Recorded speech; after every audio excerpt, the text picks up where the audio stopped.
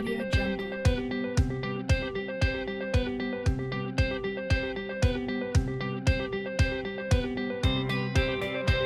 met Brett when he was on the campaign trail when he was running for the seat of Ford. About 12 years ago, when I was doing community service work. I met Brett in 2002. He was the president of the Jim Boomba Chamber of Commerce around the same time that I was president of the Logan Chamber of Commerce, and we did a lot of business together and often shared a lot of ideas.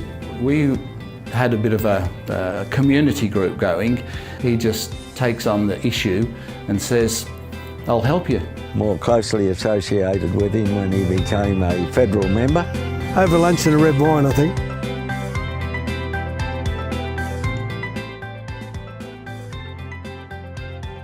I just find Brett is always very supportive, very interesting to talk to, and he does listen to what you say and points you in the right direction. I wouldn't be here now if I didn't have a high opinion of Brett. Oh, I've known him personally, obviously, for a whole number of years, and I've always found him to be terrifically enthusiastic. He was always accessible. You could reach him, talk to him. He didn't carry on like a stuffed shirt, as some politicians do. I find him honest, trustworthy and reliable. And that's all I can say, because as far as I'm concerned, he does what he says he'll do. He got funding for the right projects. He actually didn't just get the funding, he actually got them done. And that's the difference. He is a man that gets things done.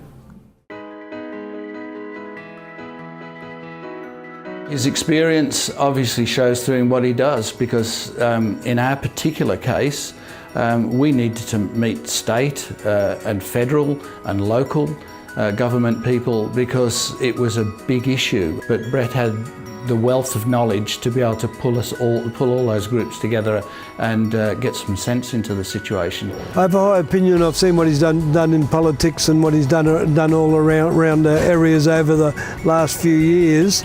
Probably the most notable would be the light rail, yes. That was a huge achievement to do that. His association with the Albo Desert Shire, and part of that is now in the Logan City. His experience from being a former federal politician, therefore he'd have a few door openers to be able to get in and see current politicians, doesn't matter what side of the house they're from. He went and worked to understand the insides of the council. He got to know the people, he got to know the systems and the processes so that he could then take this next big step. And this next big step is now the Mayor of the city. That's how dedicated he's been. I think his connection with the community and his years in the area, and he has been a part of a lot of facets of the area, a lot of community groups and chamber and everything. So he knows what's needed and he knows what people want, and he does listen. I think Brett is going to be a great thing for Logan. I think Logan needs a Brett Raguse. There are so many things that Brett can do for Logan. Logan is a city great for families, and what we need to do now is make it a great city for business, because businesses will create jobs, and when we get those jobs, our families will do better.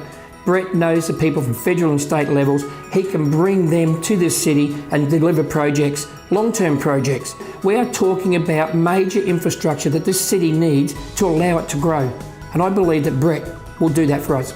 I think he could understand business a lot more than the people that got in there, because half of them wouldn't even know how to run a business. Well, with the amalgamation a few years ago, I think there's some areas that don't feel part of Logan. I think he'll bring this to say that Logan's come from where it's been to be up there. The question would be more, what can't he do? The fact of the matter is because he cares about, from the pensioner through to the business owner. He wants it bad. He wants to get in there and make a few changes. So I'm happy to be right behind him there. He sees that if the businesses are doing well, there's employment, and if there's employment, then everybody's doing much better. I just think he's got a good knowledge of the community. He's a good all-rounder, and that's what you want.